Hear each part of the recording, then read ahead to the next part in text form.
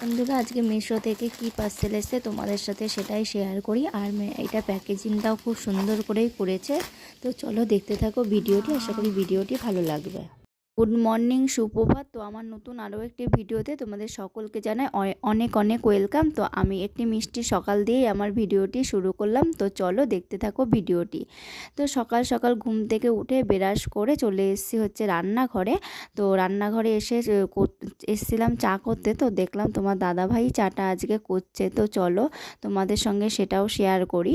আর এখানে হচ্ছে গিয়ে বাইরেটা দেখো, আমার বারান্দা থেকে এই অনেকটা এরকম গাছপালা সবুজে ভরা। তো চলো আমাদের চা এখানে রেডি হয়ে গেছে। চা খাওয়ার পরে আবার তোমাদের সঙ্গে কথা বলছি। তো এখানে হচ্ছে চা আর বিস্কুট খেয়ে আমি চলে আসলাম রান্নাঘরে। তো রান্নাঘরে এসে আমি প্রথমে যেই কাজটা করব সেটা হচ্ছে প্রথমেই আমি চাল মেপে নেব পরিমাণ মতো। তারপরে এটা আধা ঘন্টার জন্য চালটা ভিজিয়ে রাখবো, যাতে হচ্ছে গিয়ে ভাতটা খুব সফট এবং নরম হয় আর খেতে খুব টেস্টি লাগে। তো তারপরে চলে আসলাম চালটা ভিজিয়ে নিয়ে, আবার চলে আসলাম সবজি কাটতে। তো এখানে সবজি রান্না করব আজকে, পটল ভাপা আর হচ্ছে গিয়ে আলু কচুর রসা। তো সেই সবজিগুলোই আমি কেটে নেব। যদিও আমার পটলের খুব একটা ভালো লাগে না ভাজা ছাড়া, তবুও ভাবলাম যে আজকে এইভাবে একটু নতুনত্বভাবে পটলটা রান্না করি, যাতে খেতে ভালো লাগে। তো আমার এখানে পটলগুলো প্রায় কাটা কমপ্লিট হয়ে গেছে, আর আমি এগুলো একটা একটা করে ধুয়ে নেব পরিষ্কার জলে। আর ওদিকে হচ্ছে পটলের মশলার জন্য আমি নিয়ে নিয়েছি কাঁচা লঙ্কা, আদা, টমেটো, জিরে, লবণ, হলুদ। আর ওইদিকে দেখতে পাচ্ছ কচু আলু রসাটা কাটা হয়ে গেছে। তো এখানে আমি মশলাটা রেডি করে নিচ্ছি।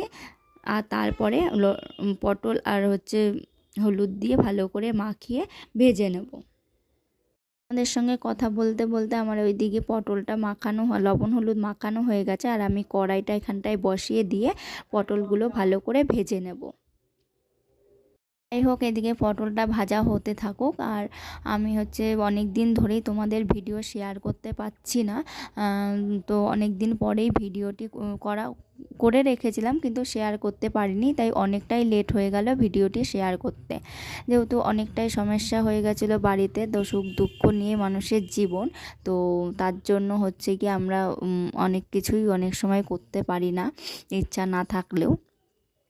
তো চলো, এদিকে তোমাদের সঙ্গে কথা বলতে বলতে আমার মশলাটা কষানো হয়ে গেছে। আমি এবার পটলগুলো দিয়ে দেব। তো আজকে যে পটল ভাপার রেসিপিটা আমি করছি, যদি তোমাদের ভালো লাগে রেসিপিটা, অবশ্যই তোমরা বাড়িতে ট্রাই করে দেখতে পারো। তো এখানে দেখো আমার পটলের ভাপার রেসিপিটা, মোটামুটি পটল রান্নাটা হয়ে গেছে।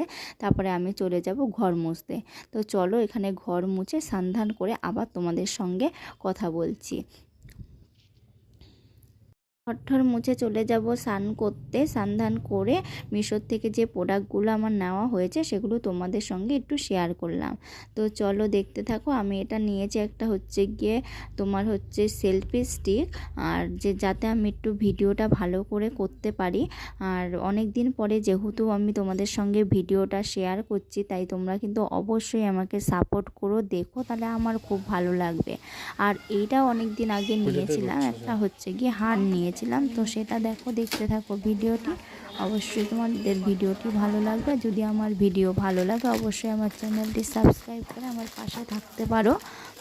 আর যারা অলরেডি আমার চ্যানেলটি সাবস্ক্রাইব করে দিয়েছো তাদের অসংখ্য ধন্যবাদ। এইভাবেই আমাকে পাশে থেকো, সাপোর্ট করো।